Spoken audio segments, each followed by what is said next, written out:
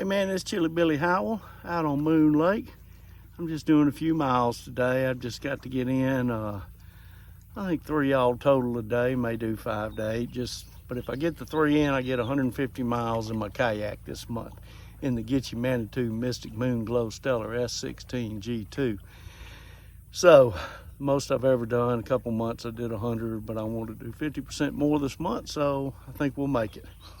Anyway, if y'all tired of listening to me, man, I keep moving. I ain't lying. I wouldn't listen to me this many days. But I got 3 tours over the next 2 days, so I'll probably be going to ground a little bit. But I just wanted to, I've been chewing on something this morning. It's interesting today, my erstwhile kinsman Malachi, who travels with me solo when we kayak. Anyway, he wrote, "We haven't even seen the beginning of woes." And that ain't because he's excited about it. And it ain't because he's a prophet. But you can look at things in the natural and just see that there's some hard times possibly coming. And then after that, after Madge and I had our devotional this morning, we started that back when COVID hit, and it's a highlight, I think, of both our days before she goes to work or I go to work. And afterwards, sometimes we have a little extra time, we talk. She's reading me an article out of the Epoch Times by a lady, and I can't remember her name. But anyway, we was just talking about that, sometime when tough times hit, it ain't nothing like we want, it's nothing pleasant, but out of that can come more spirituality. And Madge was reading me and mentioned Malcolm Muggeridge's name.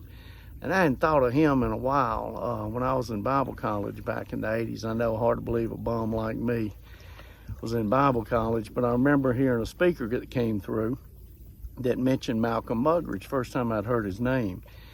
And he gave an analogy of what Malcolm said kind of sin or lust was like. He had been in the Indian Ocean swimming and looked in the distance and saw these brown, gorgeous women swimming, and he thought nude, so he swam over there in a hurry full of lust, and he got there, and it was a leper colony of women.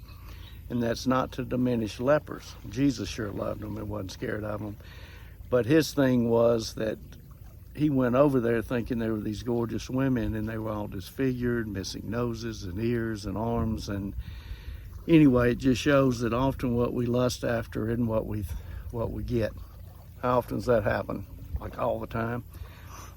Anyway, but Malcolm Muggeridge, he's quoted in this article a good bit, and essentially Muggeridge was a complicated cat.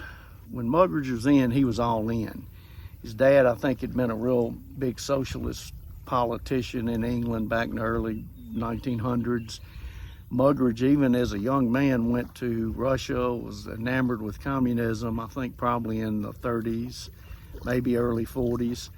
And probably during the Stalinist era, and he got over there and figured out it wasn't quite, socialism, communism weren't quite what he thought they were. So he became a rabid anti-communist. And Muggeridge is a complicated cat, but basically this article was saying that Muggeridge said that, our Western lifestyle is going to end up being the undoing of us. And I think it's true. So much prosperity, and we've gotten so used to so many amenities. But this article just talked about how Muggeridge really was moved by Solzhenitsyn, and Solzhenitsyn had been in a gulag, I can't remember, 11 or 13 years. Ended up being demonstrably anti-communist. I've read a book by him, started another one. It was just too big, the Gulag Archipelago. But anyway, it's just saying that sometime until we lose our freedom, we don't appreciate the fact we have freedom. And in losing our freedom, I think Muggeridge quoted Solzhenitsyn saying that he and other folks that had been through the Gulag system or in the Eastern Bloc in political prisons, that often when they lost their freedoms, when they found it, and that's when they looked to their spiritual man and not just the physical.